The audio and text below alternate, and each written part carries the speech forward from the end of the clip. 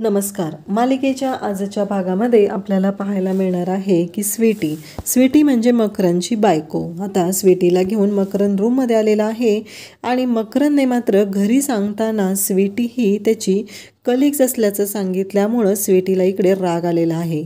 सिंधू ही इकडे स्वीटी ही महाराष्ट्रीयन नाही तर ती तिकडची आहे, त्यामुळं स्वीटी ही मराठीत बोलत नाही तर ती हिंदीमध्ये बोलत असते आणि मकरंद तिला म्हणत असतो म्हणजे तेव्हा स्वीटी म्हणते की आपने कलीग्स बोला ना, ये क्या है गले में क्या है मेरे, ये तो मंगलसूत्र है ना, तो आपने क्यों नहीं बोला कि मैं आपकी बीवी हूँ, वो ऐसे बोलती आहे. तर मकरंद म्हणत असतो की अगं सांगूया, थोडासा वेळ तर जाऊ दे ना, मी बोलेल त्यांच्याशी.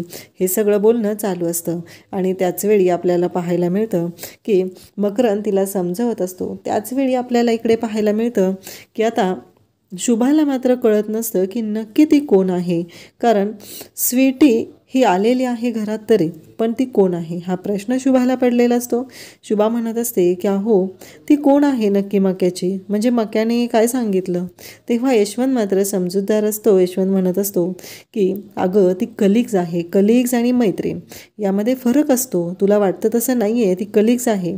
त्यानंतर इकडे मात्र मकरंद स्वीटीला समजवत असतो. तो म्हणत असतो की काळजी करू नको, सगळं व्यवस्थित होणार आहे, फक्त काही वेळ जाणं गरजेचं आहे. हे ऐकल्यानंतर मात्र इथे मग स्वीटीची समजूत घालत असतो. स्वीटीला सांगत असतो की थोडंसं शांत हो, कारण मी सगळ्या गोष्टी व्यवस्थित मॅनेज करेल. आणि स्वीटीला तो आय लव्ह यू म्हणून मिठीत घेत असतो. त्यानंतर मात्र आपल्याला पाहायला मिळतं की इकडे स्वीटी जेव्हा मकरंदच्या मिठीत आलेली असते ती पण आय लव्ह यू म्हणते आणि त्याच वेळीच तिथं येते ती म्हणजे शुभाने आता स्वीटी आणि मकरंद या दोघांना एकमेकांच्या मिठीत पाहिलेलं आहे आणि शुभाला खूप मोठा धक्का बसलेला आहे. तर आता हे सरप्राईज मकरंद कशा पद्धतीनं देत आहे, मकरंद अचानक दिल्लीवरून मुंबईला कसा आलेला आहे, हे सगळं आपल्याला आजच्या या व्हिडिओमध्ये पाहायला मिळणार आहे. त्यासाठी हा व्हिडिओ शेवटपर्यंत पहा. तर इकडे शुभा मात्र आता सीमाच्या रूममध्ये आलेली असते. सीमाला ती समजवत असते, सीमाला विचारत असते की तुझं जे काय चाललेलं आहे, जो आत्ताताईपणा चाललेला आहे तो कधीतरी शांतपणे घेत जा, कारण काहीही झालं तरीही प्रत्येक गोष्ट ही संयमाने घेतली तर सगळं व्यवस्थित होतं असं ती सांगत असते. आणि तुझा जो हा हेअर ड्रायर आहे ना, तो मी दुरुस्त करून ठेवलेला आहे आणि तो हेअर ड्रायर जो आहे ना त्यानेच केस वाळव, कारण जर फॅनचा वारा लागला तर तुला सर्दी होईल ना, असं शुभा जाताना सांगून जाते. आणि मग सीमा तो हेअर ड्रायर हातात घेते आणि पाहू लागते तर खरंच तो जो हेअर ड्रायर असतो तो पूर्णपणे व्यवस्थित झालेला असतो, त्याच्यामध्ये काहीही प्रॉब्लेम नसतो आणि त्याचबरोबर तो चालूही होत असतो. आणि या गोष्टीचा राग आलेला असतो तो म्हणजे सीमाला ही गोष्ट अजिबात आवडलेली नसते की तो हेअर ड्रायर सुरू कसा झाला हा प्रश्न तिला पडलेला असतो. कारण हेअर ड्रायर तर बंद पडलेला होता, त्याला मी एवढा फेकून दिला, पण ह्या बाईने त्याला कसा जोडलेला आहे हा प्रश्न इकडे सीमाला पडलेला असतो. त्याचवेळी आता समीर बाहेरून येतो आणि समीर आल्यानंतर समीरला इकडे बाबा म्हणत असतात काय झालं, हॉस्पिटलमध्ये काय झालेलं आहे. तेव्हा समीर सांगू लागतो की आत्ता नानांनी निर्णय घेतलेला आहे.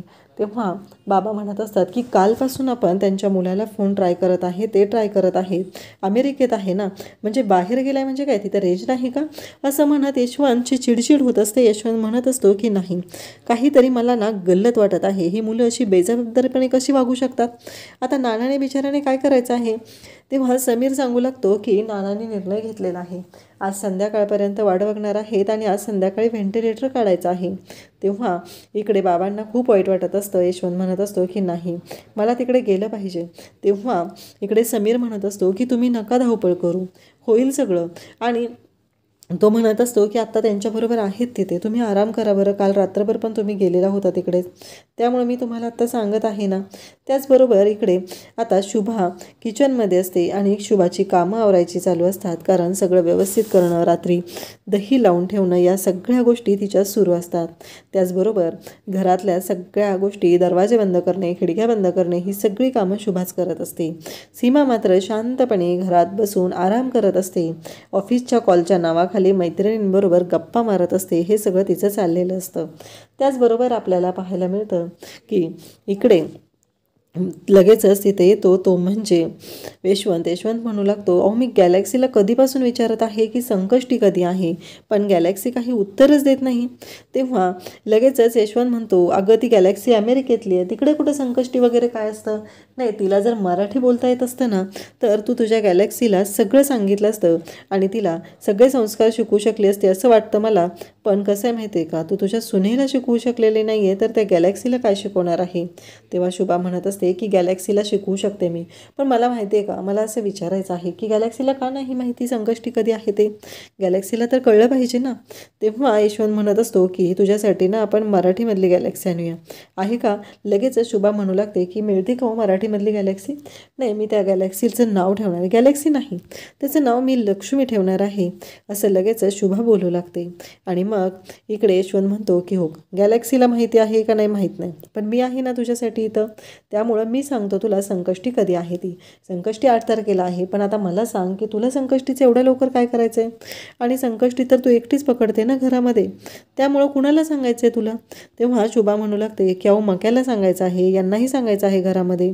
कसं मक्याला सांगितलं पाहिजे ना, नाही तर तो संकष्टी दिवशी नॉनव्हेज खातो म्हणून त्याला सांगायचं आहे. हे सगळं शुभाचं बोलणं सुरू असतं. आणि तेव्हा शुभाला लगेचच यशवंत म्हणत असतो की अगं मकरनचा फोन नाही आला, नक्की काय असेल, मला असं वाटतंय की मक्याने यायला पाहिजे. त्यावेळेस शुभा म्हणते, अहो एका दिवसासाठी कसं शक्य आहे. तेव्हा यशवंत सांगत असतो की ऑफिसमध्ये फेअरवेल पार्टी ठेवलेली आहे माझ्या रिटायरमेंटची. कसं आहे, आपल्याला काही खूप मोठे अवॉर्ड वगैरे भेटत नाही आहेत ना, जो भेटत आहे त्याला पण मला बॉसनी सांगितलेलं आहे की सगळ्यांना, सगळ्या फॅमिलीला आमंत्रण दिलेलं आहे. मग तिथे मक्या असेल तर बरं वाटेल ना, तेवढंच त्याला बापाचं कौतुक वाटेल असं वाटतं मला, म्हणून मी विचारत आहे. तेव्हा मात्र आपल्याला पाहायला मिळतं की इकडे शुभा म्हणते, अहो पण कसं शक्य एका दिवसासाठी. तेव्हा यशवंत म्हणतो, का शक्य नाही, कारण विचार कर ना, 2 तासात दिल्लीतून बसला की 2 तासात मुंबईत येतं. तर शुभाचं असं म्हणणं असतं की अहो त्याला त्याचे प्रोजेक्ट असतात, एका दिवसासाठी तो येईल आणि जाईल, कसं शक्य होईल ते. हे शुभाचं बोलणं सुरू असतं. त्याचबरोबर इकडे सीमा आणि समीर बोलत असतात. समीर म्हणत असतो की मला कळतच नाही आहे, म्हणजे आमच्याकडे ना 2 बॉस आहेत आणि त्यांच्या मेहुण्याला घ्यायचं होतं, पण माझ्या क्वालिटीमुळं मी तिथं सिलेक्ट झालेलो आहे. आणि त्याचबरोबर आता मी सगळी ऑर्डर व्यवस्थित तयार केली, सगळं झालं आणि प्रिंटिंगला दिली आणि प्रिंटिंगवाल्याकडून ना प्रॉब्लेम झाला. तेव्हा सीमा विचारते काय झालं. तेव्हा तो सांगू लागतो की कसं आहे माहिती आहे का, प्रिंटिंगवाल्याने गोंधळ घातला आणि तिथे हिरवा डॉट लावायचा तर तिने लावलाच नाही. त्यात आता माझा काय दोष आहे ना. हे सगळं जेव्हा चालू असतं तेव्हा लगेचच तिथे सीमा म्हणत असते म्हणजे. तेव्हा तो सांगत असतो, जेव्हा वेज प्रोडक्ट आहे त्याच्यावर हिरवा डॉट लावायचा असतो, तो लावला गेला नाही. एवढी मोठी ऑर्डर मी पूर्ण केली म्हणून माझ्या एका बॉसने माझं कौतुक केलं, पण दुसऱ्याला मात्र तेच दिसलं. त्यांचं असं म्हणणं होतं की नाही, इथे हिरवा डॉट हवा होता. इकडे सानू मात्र आता यशवंत आणि शुभाच्या रूममध्ये येऊन बसलेली असते आणि ती जाब विचारत असते, किती वाजले, माझ्या स्टोरीचा टाईम झालेला आहे ना. आणि मग शुभा म्हणत असते, थांब सांगते, असं म्हणत शुभा आजोबांचा मोबाईल कुठं आहे असं म्हणत तो शोधू लागते. आणि हे दोघंजण खूपच छान असतात. तेव्हा शुभा म्हणते की इथून तुम्हाला रिटायरमेंट मिळणार नाही बरं का. तेव्हा यशवंत म्हणतो की मला इथून रिटायरमेंट नको पण आहे, गरज नाही आहे मला इथून रिटायरमेंट मिळण्याची, कारण यशवंतला पण खूप छान वाटतं असतं सानूसोबत. त्यानंतर शुभा म्हणते की थांबा मी आलेच. आणि मग लगेचच सानू मात्र यशवंत म्हणून हाक मारत असते. शुभा म्हणत असते की असं नाही, आजोबा म्हणायचं, बाबा म्हणायचं, तू यशवंत म्हणून हाक मारणार आहेस का. आणि त्या दोघांची मस्त मस्करी चाललेली असते. आणि इकडे यशवंत म्हणत असतो की तू मला यशवंत म्हणत जा, येशू म्हणत जा, मला छान वाटतं, असं तो तिला शिकवत असतो. दरवाजा वाजलेला असतो आणि इकडे सीमा मात्र म्हणत असते, म्हणजे तुझा जॉब वगैरे जाणार नाही आहे ना, आणि आपला वॉचमन कुठं आहे. तेव्हा सीमाने असं म्हटल्यानंतर तो म्हणत असतो की एकतर टांगती तलवार आहे आणि तू काय का बोलत असतेस प्रत्येक वेळेस, असं नको ना बोलूस तू तरी, असं समीरचं म्हणणं असतं. आणि त्याचवेळी आपल्याला पाहायला मिळतं समीर म्हणत असतो की वॉचमनवरून माझ्या लक्षात आलं, सकाळी तो माणूस कोण होता तिथे सांग बरं मला, आपल्या घराकडे का पाहत होता तो. हे सगळं बोलणं चालू असतं. तेव्हा लगेचच त्याला सीमा म्हणत असते, नाही माहिती, असेल कोणतरी फिरस्तीवाला, असं पण आपल्या बिल्डिंगला वॉचमन वगैरे कुठं आहे, त्याच्यामुळं प्रॉब्लेमच आहे ना, हे तर आपल्याला माहितीच आहे, कोणीही कधीही येतं. तेव्हा लगेचच तो म्हणत असतो की नक्की काय झालेलं असतं, तुला नीट उत्तर देताच येत नाही का? पण तो नारळा बिल्डरचा असतो. तो नाऱ्या कोण आहे असं जेव्हा विचारलं जातं तेव्हा मात्र सीमाच्या पायाखालची जमीन सरकते, कारण तो रिडेव्हलप करणारा आहे, नारळा बिल्डर यांच्याकडून आलेला आहे हे सीमाला चांगलंच माहिती असतं आणि त्याने त्याचं कार्डही सीमाकडे दिलेलं असतं. त्यानंतर आपल्याला पाहायला मिळतं की जेव्हा या सर्व गोष्टी घडत असतात तेव्हा मात्र सीमाची नौटंकी ही सुरूच झालेली असते. तिला मात्र या सगळ्या गोष्टीतून आनंद घ्यायचा नसतो, तर प्रत्येक वेळेस गोंधळच घालायचा असतो. त्यानंतर आपल्याला पाहायला मिळतं की सीमाचे हे नखरे जेव्हा सुरू असतात तेव्हा मात्र इकडे आपल्याला पाहायला मिळतं की आता गोष्ट चालू झालेली असते. हे दोघंजण गोष्ट सांगत असतात.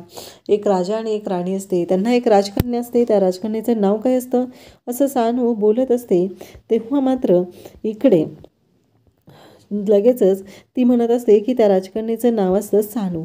हे ऐकल्यानंतर यशवंत म्हणतो की हो, त्या राजकन्येचं नाव असतं की सानू. तर इकडे आता गॅलेक्सीसोबत गप्पा मारत असते ती शुभा आणि आवरून सगळं ती येत असते. ह्या दोघांची गोष्ट चालू झालेली असते आणि ती राजकन्या खूप लाडकी असते आणि तेवढ्यातच दरवाजा वाजतो. शुभा म्हणते कोण आलं असेल, एवढ्या उशिरा कोण आलं असेल? आणि मग इकडे सानू म्हणत असते म्हणजे कोण आलं असेल? त्यावेळेस आजोबा तिला सांगत असतात ती सानूसारखी शूर असते, तीही खूपच स्ट्रॉंग असते. हे सगळं आजोबा सांगत असतात. सानू म्हणत असते पण मी घाबरले ना, आता कोण आलेलं आहे?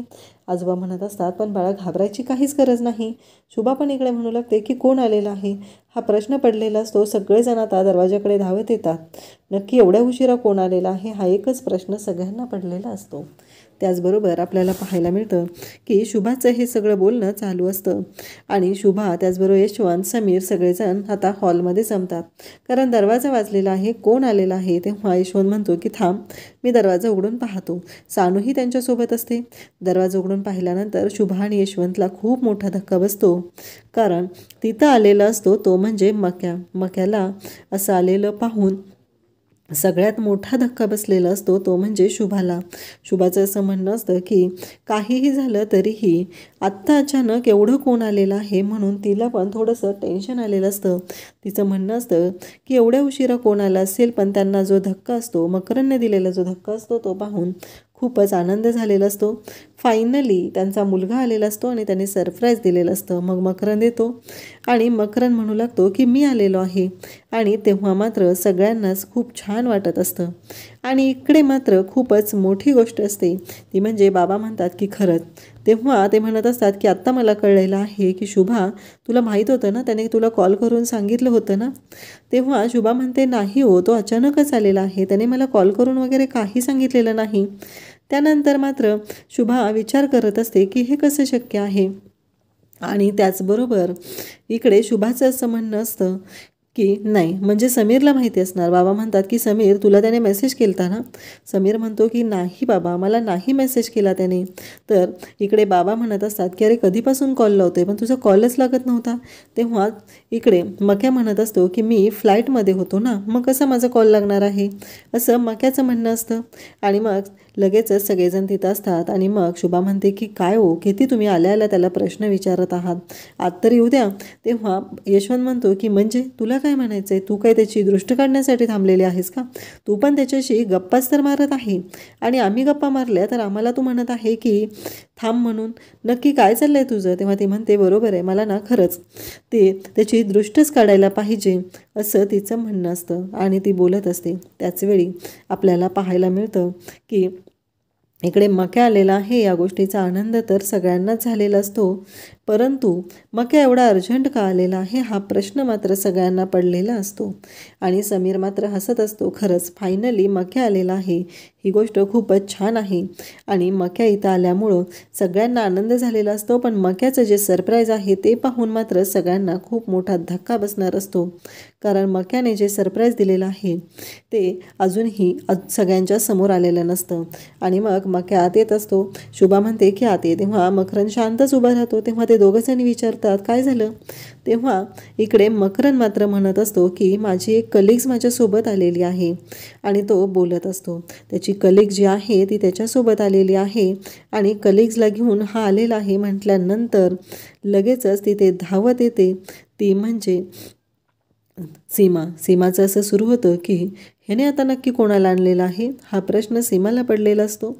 म्हणून तर सीमा तिथं धावत आलेली असते आणि ती बघू लागते तर दारात असते ती स्वीटीला पाहून इकडे धक्का बसलेला असतो आणि स्वीटीला घेऊन तो आलेला असतो. स्वीटीकडे ही मोठी बॅग असते. आता स्वीटी आणि मकरंद दोघंही आलेले आहेत आणि त्याचबरोबर आपल्याला पाहायला मिळतं की तो म्हणतो की ही माझी कलिग्स.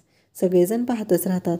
आता मक्याने कलिग्स आणलेले आहे. खरं तर हा खूप मोठा धक्का असतो कारण अचानक तो दिल्लीवरून आलेला आहे, त्याच्यासोबत त्याची कलिग्स आहे. या सगळ्या गोष्टी नक्की काय आहेत हा प्रश्न आता पडलेला असतो आणि त्याचवेळी इकडे शुभा आणि यशवंत दोघंही त्याच्याकडे पाहत आहेत. नक्की ही कोण आहे, कशासाठी याच्यासोबत आलेली आहे हा प्रश्न पडलेला असतो. पण त्याचं प्रोजेक्टचं काम आहे असं सांगितलं जातं. उद्याच्या भागामध्ये आपल्याला पाहायला मिळणार आहे स्वीटीला मात्र खूप राग आलेला असतो. स्वीटी म्हणत असते की मी तुझी कलिग्स आहे का, मग माझ्या गळ्यात हे काय आहे बांधलेलं, काय आहे सांग, असं ती विचारत असते. तेव्हा मकरंद म्हणत असतो की अगं आल्या कसं सांगणार होतो ना मी त्यांना तो धक्का बसला असता ना, म्हणून मी त्यांना काही सांगितलेलं नाही आहे. वेळ बघून मी सगळं व्यवस्थित आईला सांगेल असं तिचं बोलणं सुरू असतं. आणि त्यानंतर इकडे आता शुभा पण विचारत असते की अहो ती आपल्या मक्याबरोबर आलेली.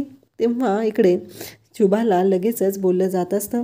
शुभाला यशवंत म्हणत असतो की ती त्याची कलिग्ज आहे. कलिग्ज आणि मैत्रीण यामध्ये फरक असतो असं यशवंत समजावून सांगत असतो. त्याचबरोबर आपल्याला पाहायला मिळतं की इकडे आता रागवलेली असते ती म्हणजे स्वीटी. आता स्वीटीची समजूत घालत मकरंद तिला समजून घेत असतो. तिला म्हणत असतो की काळजी करू नकोस, सगळं व्यवस्थित होणार आहे आणि मी बाबांना आणि आईला सगळं सांगणार आहे असं म्हणणं असतं. आणि इकडे आता शुभालाही तोच प्रश्न पडलेला असतो की नक्की काय आहे हे. हा प्रश्न आता यशवंत तिच्या मनातली शंका दूर करत असतो. तर जेव्हा आता शुभा मकरंदच्या रूममध्ये जाते तेव्हा तिला खूप मोठा धक्का बसतो कारण तिथे स्वीटी ही मकरंदच्या मिठीत असते. आता शुभाला नक्की मकरंद काय उत्तर देणार. स्वीटी तिच्या गळ्यातलं मंगळसूत्र हे मकरंदला दाखवत असते. शुभा नक्की काय अर्थ काढणार हे आपल्याला पुढे पाहायला मिळणार आहे. थँक्यू.